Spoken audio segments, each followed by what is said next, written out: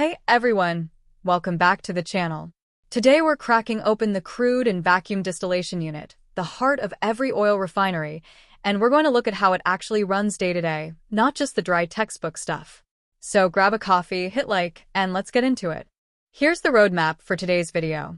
We'll start with a quick intro, zoom out to the overall flow sheet, walk through the desalter and preheat train, then climb into the atmospheric tower, drop into the vacuum tower, and finish with the design strategy behind it all. Stick around to the end, that's where it all clicks. So, why is the crude unit such a big deal? Think of it as the front door of the refinery. Every drop of oil walks through here first. Its job is simple to describe but tricky to do. Split crude oil into different boiling point ranges called cuts. And here's the catch. Crude starts cracking above around 360 to 370 degrees Celsius, so we have to split the work between an atmospheric tower and a vacuum tower. Cool, right? Real quick, let's get our bearings. This is roughly where the crude unit sits in the refinery layout. Knowing the neighborhood matters because everything we make here gets shipped off to a downstream unit that's depending on us. Every refinery has goals, and these are ours. Hit product specs, keep utility usage in check, handle whatever crude shows up at the gate, and stay flexible across operating modes, all while squeezing out the best return on investment.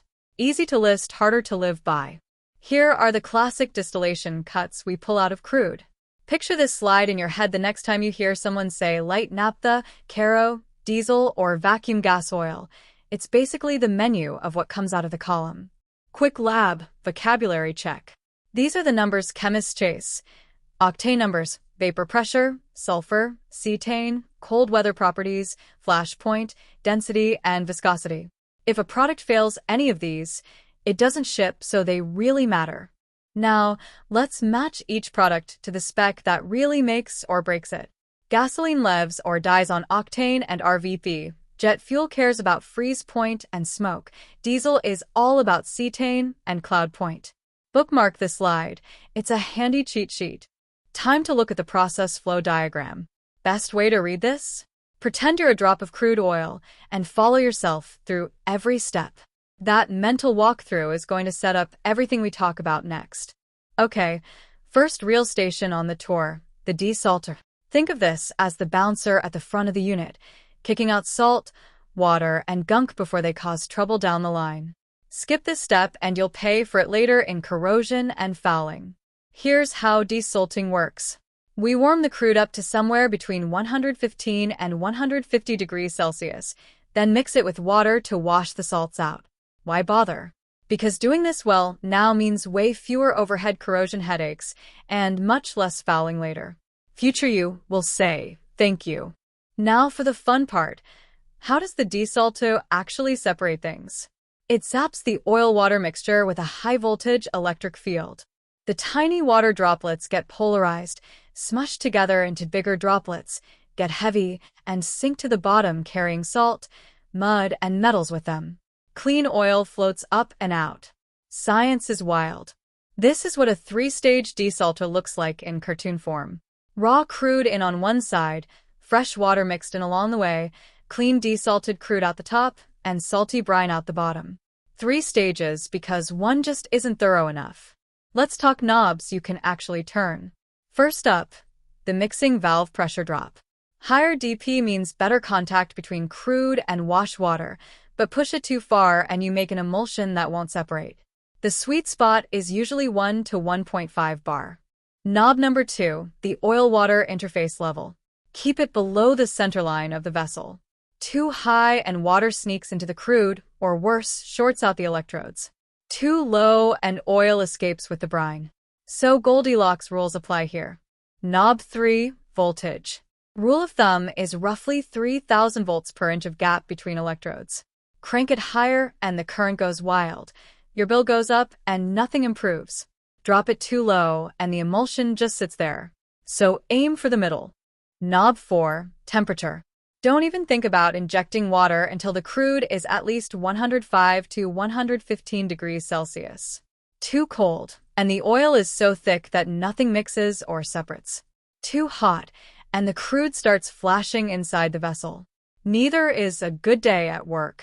Most crude oils hit their sweet spot around 129 degrees Celsius. Go much higher and conductivity creeps up, current shoots through the roof, voltage sags, and eventually the breaker trips and the whole grid shuts down. So treat that temperature window with respect. Around the desalter and preheat train, there are 3 injection points you'll want to remember. Fresh wash water upstream of the crude exchangers, antifoulant chemical downstream of the last desalter stage, and deemulsifier right at each desalter inlet. 3 chemicals, 3 different jobs. Next stop on the tour, the preheat train. The whole idea here is simple. Every degree we heat the crude with recovered heat is a degree we don't have to pay for at the fired heater. So pay attention to those exchanger pressure drops and outlet temperatures. Here's the first half of the preheat train laid out visually. If you ever see a crude outlet temperature drop, trace it back through these exchangers. Odds are something is fouled up or a bypass is open. Now look at this temperature versus duty chart. This is why we tap heat at different levels. The top pump arounds, the bottom pump arounds, and the HVGO pump around each grab a different chunk of heat. The minimum approach temperature is what stops us from pushing it too far. Same preheat sketch, but use this view to picture where each pump around dumps its heat and which exchangers tend to be the troublemakers. Welcome to the pre-flash column and the charge heater. Think of the pre-flash as a warm-up act. It strips out the easy light stuff before the heavy crude faces the real fire. Here's why we love the pre-flash column. It lightens the load on the heater, makes the main tower smaller, drops pressure drop everywhere, saves fuel, and basically makes everything downstream easier. Win, win, win, win, win. Quick schematic. Desalted crude goes in, overhead gas and naphtha come off the top, and the pre-flashed crude flows through the final exchangers on its way to the heater. Simple but powerful. Now the atmospheric heater. It has a radiation section and a convection section, runs on a mix of fuel gas and fuel oil, has fans for combustion air and flue gas, and even makes superheated steam for stripping. Inlet around 290, outlet 340 to 370. Keep an eye on those tube skin temperatures and oxygen levels. Here's a closer look at the crude heater itself. Spot the burner deck, the tubes, and the convection bank. This is your roadmap when you're walking somebody around for the first time. Okay, now we're entering the main attraction, the atmospheric distillation column. This is where most of the magic and most of the product spec drama actually happens. Let's break down what's inside that tower. You've got the main column, side strippers on each draw, pump arounds removing heat at different levels, and the overhead system. Normal operating pressure is 1.2 to 1.7 bar. The top sits at 100 to 130 degrees Celsius, and the flash zone roars at 340 to 370. Knowing these numbers cold helps you spot trouble fast. Now, let's walk the column from bottom to top. Feed and stripping steam come in low, then we pull HAGO, heavy diesel, light diesel, and Caro, with a pump around and side stripper at each level. This sketch is gold when you're troubleshooting an off-spec cut.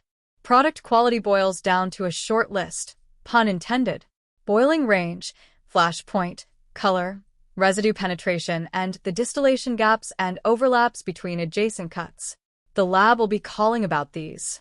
Here's the ASTM 5 to 95 gap, which is the metric we use to judge how clean a fractionation is. If the gap shrinks, you're either short on reflux, short on stripping steam, or running too hot at the draw. Diagnosis starts here. Now a peek at tray requirements. Each section is sized for the gap we want, and you obviously can't add trays on a Tuesday afternoon, but you can manage reflux and pump arounds to squeeze the most out of the trays you've already got. Quick pump around 101. A chimney tray catches some liquid, we cool it off, then pump it back in. More cooling pulls the cut lighter. Less cooling lets it run heavier. That's your dial for tweaking draw quality.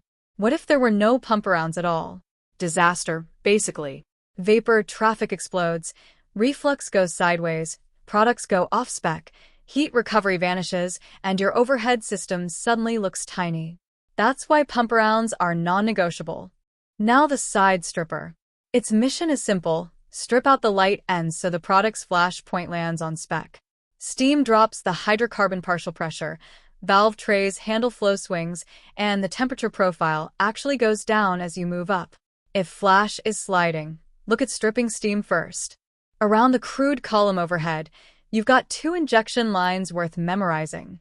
Ammonia and corrosion inhibitor go into the overhead vapor line to fight HCl corrosion, and wash water goes into the condenser inlets to flush salt deposits. Both need to stay on. Now we're heading into the stabilizer and the naphtha splitter, basically the cleanup crew that turns the overhead into finished products. The stabilizer separates fuel gas, LPG, and the naphthas. It runs 8 to 10 barg with 30 to 40 trays. The splitter runs 1.5 to 2.5 barg with 50 to 60 trays. Both come in around 80% efficiency. If our VP starts misbehaving, look at reboiler duty and reflux. Here's the cartoon version. Stabilizer overhead gives you fuel gas and LPG, and the bottoms feed the splitter, which spits out light naphtha and heavy naphtha. Easy to picture once you've seen it. Now we're at the vacuum charge heater. Heads up, this is where things get spicy.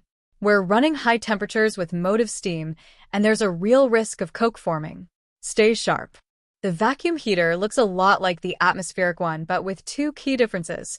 We inject motive steam to keep temps lower, and it's set up for decoking. Inlet 350, outlet 420, transfer line 395 degrees Celsius at just 50 millibar. If coil pressure drop starts climbing, that's coke, and coke is bad. Welcome to the vacuum column. This is where we pull even more distillate out of the leftovers from the atmospheric tower. Beautiful piece of engineering, honestly. Quick physics moment. Vacuum towers work because lowering the pressure lowers the boiling point. Water at sea level boils at 100, on a mountain at 95, and at vacuum tower pressure it would boil at 39. Inside, we use grids and structured packing instead of trays to keep pressure drop tiny. That's what makes a vacuum tower behave differently. Vacuum tower features worth knowing. We pull HVGO from two different trays for better heat integration, quench the bottoms to stop coking, run a slop wax stream to keep coke out of the VGO, and use steam stripping at the base. Top sits at 30 to 40 millibar, bottom at 50 to 70, and the flash zone roars at 385 to 395 degrees. Here's the cartoon vacuum tower. Feed and steam come in, LVGO and HVGO get drawn off with pump rounds, slop wax comes out, quench cools the bottom, and vacuum residue rolls out the bottom. The whole tower in one picture. Now the vacuum system itself, the gear that actually creates the vacuum. Lose this, and the column goes down and the heater isn't far behind. So learn these lineups inside and out. Here's how it works. 2 stages of steam ejectors with intercondensers take you from 30 to 100 to 300 millibar. Then a liquid ring pump finishes the job up to atmospheric pressure. A liquid seal blocks backflow, and a scrubber pulls H2S out before the off-gas heads to the heater. Slick design. Trace the ejectors and intercondensers on this diagram. Those barometric legs are crucial. If one of them loses its seal, your vacuum starts dropping immediately. Here's the back end of the vacuum system. Liquid seal, amine scrubber for H2S removal, and the liquid ring pump. Keep an eye on the seal water and the amine quality. Quick recap view.